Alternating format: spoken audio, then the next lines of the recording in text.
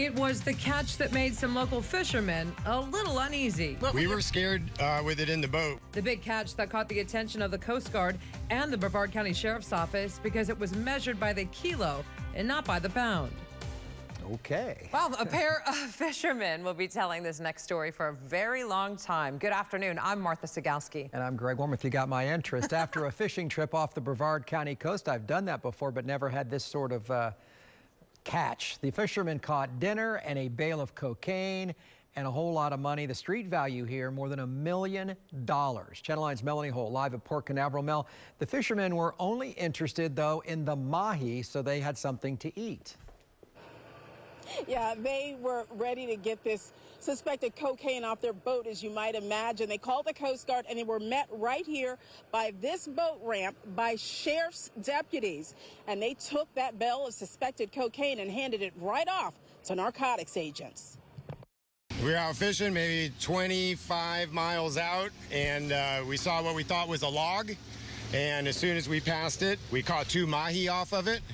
And then we got those 2 fish in the boat, turned around to go back to that log. When we found the log, we realized it wasn't a log, but it was a bale. A bale of what turned out to be more than 25 kilos of suspected cocaine with a street value of $1.7 million. The packages were marked with a distinctive scorpion logo. It sounds like quite the fish story, but this catch has gained the attention of both the U.S. Coast Guard and the Brevard County Sheriff's Office.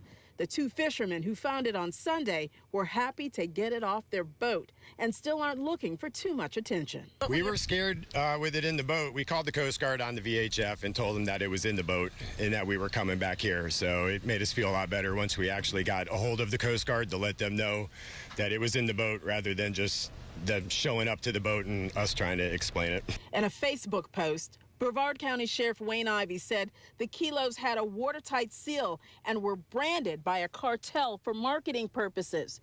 He jokingly said the rightful owners need only contact narcotics agents to be reunited with their property. Very odd. Never happened before. We've been fishing out here for 7 years now and heard about it, but never happened to us. So just very strange. And I have been told there is a very good possibility that the Brevard County Sheriff's Office will be sharing information about this catch with federal law enforcement. Live here in Brevard County, Melanie Holt, Channel 9 Eyewitness News.